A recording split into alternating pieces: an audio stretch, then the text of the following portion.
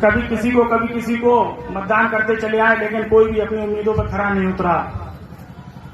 आज भारतीय जनता पार्टी की केंद्र में सरकार है, राज्य में भी सरकार है, डबल इंजन की सरकार में अगर हम लोग इस बार इनको जिता के ट्रिपल इंजन की सरकार बनाने का काम करें, चौमुखी विकास से बीसलपुर अछूता नहीं रहेगा। इस बीसलपुर में कोई भी एक काम ऐसा नहीं हुआ, चाहे स्टेडियम से लेके चाहे कोई पार्क लेके, एक भी टूरिस्ट प्लेस कोई ऐसा नहीं बना।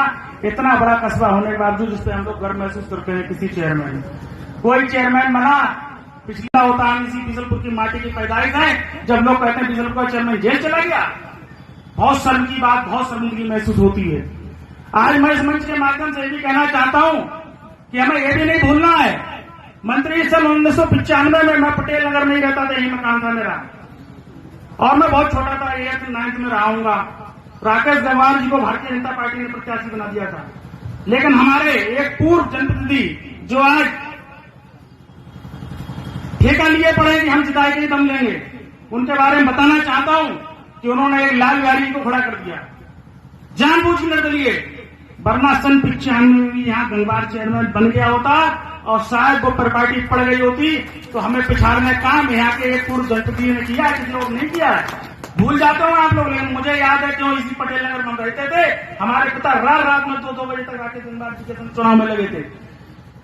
तो ये भूलने का विषय नहीं। उस जनप्रतिनिधि के बारे में और भी कहना चाहता, वो कहता है कि हमारा प्रत्याशी गुंडा है, लाइए एक लिस्ट विशेष पार्टी में दिखाता हूं कितना बड़ा खुद का गुंडा है। 17 मुकदमे उस पूर्व जनप्रतिनिधि पे, आप लोगों को जानकारी नहीं, किसी ने आज तक जवाब नहीं दिया उससे। मंत्री ये 17 मुकदमे हैं उस पूर्व जनप्रतिनिधि पे, जिसमें 302 का मुकदमा उसके खिलाफ लिखा गया, 307 का मुकदमा उसके खिलाफ लिखा गया, 420 तक का मुकदमा उसके खिलाफ लिखा गया, और 420 का मुकदमा किसके खिलाफ लिखा जाता है? जो किसी के संग फ्रॉड करे। फ्रॉड किसके संग किया उसने? अपनी सभी विधवा बहू के संग किया कि नहीं किया, बताइए आप। विवेक वर्मा की पत्नी जिसको 1 लाख रुपया मिल रहा था बीमा का, किसने निकाला बताइए? ऐसे जनप्रति को अपने जनप्रति कहते शर्म आनी चाहिए उन्हें। मैं तो कहता हूं कि उनका दुर्भाग्य है कि वो 4-4 बार यहां एमएलए बन जाते हैं, जो इन्होंने अपनी सगी बहू को तक नहीं बख्शा।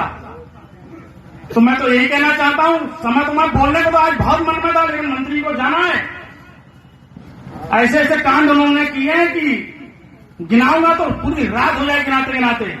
सबसे ज्यादा अगर दोहन हुआ हम लोगों का तो माननीय पूर्व जनप्रतिनिधि द्वारा हुआ है। आज वो ठेका लिए घूम रहे हैं, कल वो 5 साल पहले कहते थे, 5 साल पहले मंत्री ये कहते थे बहुत खराब राजू गुंडा है, उनका पिताजी है, आज वो बहुत बढ़िया हो गए। आज उनको कौन सा ऐसा हार मिल गया, कौन सा ईश्वर ने आशीर्वाद दे दिया कि एकदम वो बहुत भले आदमी हो गए। मैं तो ये नहीं समझ पा रहा हूं कि इस पूर्व जनप्रतिनिधि की मंशा क्या रहती है। बोलने का विषय बहुत है, लेकिन बहुत नहीं बोलूंगा क्योंकि मंत्री को शायद टेलीविजन कार्यक्रम लगा है। मैं यही कहना चाहता हूं कि अब भी सुधर जाने का वक्त है।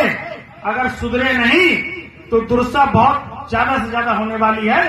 हम लोग बहुत आगे बढ़ गए, हम लोग नौकरी में आगे बढ़ गए, हम लोग धंधा में बहुत आगे बढ़ गए। मंत्री अब चुनाव होता है तो हमारा पूर्व प्रतिनिधि वहां क्या कहता है, शुरुआत करता है हमारे बाबू तेज बहादुर जी से, वो अन्य समाज के लोगों को लाएगा, फिर डॉक्टर परशुराम जी पे आ जाता है, फिर हमारे पिता पे आ जाता है। कौन सा चोरी का काम किया हमने बताया? हम इस मन से कहना चाहते हैं वो जो पूर्व जनप्रतिनिधि वो यहाँ वकालत करने आया था दूसरे जनपद से, क्या धन संपदा थी उसके यहाँ, किराए के मकान में रहता था। आज 4-4 गाड़ी उसके पास है, अपने गांव में डिग्री कॉलेज बनाया, पता है हम लोगों को नहीं जानकारी। जहां वो रहने वाले गांव में डिग्री कॉलेज बनाया, एक बरात घर बनाया, कहीं दुकान तो खोले बैठे नहीं, पता को तो मुझे बताएं। आरोप हम लोगों पे, हमारे परिवार पे, रात दिन मेहनत करते हैं हम लोग। हमने भी एक डिग्री कॉलेज बनाया आपके लिए, 2500 बच्चा पढ़ रहा है, और हमने सुझाती है बंधुओं को 1500 बच्चा पढ़ रहा होगा, और वो इसी बीसलपुर को लूटते हैं और डिग्री कॉलेज क्या बनाते हैं सयापुर अंडरगांव सौरा में। नेतागिरी करेंगे बीसलपुर, लूटेंगे बीसलपुर को, और रोजगार कहां देंगे अपने गृह जनपद को। तो मैं यही कहना चाहता हूं, अभी समझिए और सोचिए इस पूर्व जनप्रतिनिधि की मंशा को। ये केवल अपने स्वार्थ के लिए किसी में हाथ रखता है। कभी पिछली बार किसी और पर रखा तो छेदालाल बहुत खराब थे, आपकी चूंकि हमारा प्रत्याशी बहुत तेज तर्रार, हमारी टीम बहुत तेज तर्रार है, उसको लग रहा है ये लोग ऐसे लोगों ने छाती अड़ा देंगे अपने लोगों के लिए, डरते नहीं किसी से। तो मैं तो इसलिए कह रहा हूं हमारी टीम को बल देने का काम करिए, बहुत युवा प्रत्याशी हमारा, और चैलेंज के संग माननीय मंत्री जी बैठे हैं, आप सबका आशीर्वाद रहा, आप सबका हाथ रहा, मंत्री का आशीर्वाद रहा तो इस 20 अप्रैल में वो हो जाएगा 5 सालों के, आप लोग याद करेंगे यहाँ कोई चेयरमैन बना।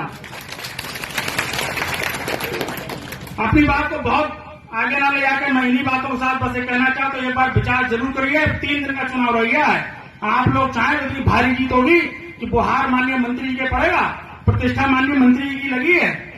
और ये बड़ा सौभाग्य की बात है, नवाब बाबू हरीश जी गंगवार जी के बाद आज 32 साल बाद आपको प्रतिनिधित्व मिला है। तो इसलिए प्रतिनिधित्व मिला है कि आप उनके सम्मान में खड़े होइए।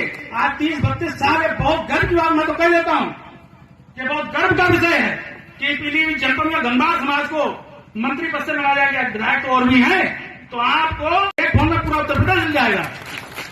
तो आज हम सब लोग प्रेरणा लेना चाहिए कि माननीय मंत्री जी इतना प्रयास कर रहे हैं, इनके लिए एक एक वोट एक एक निछावर कर दीजिए बिल्कुल इस बार। मैं यही कहना चाहता हूं। धन्यवाद।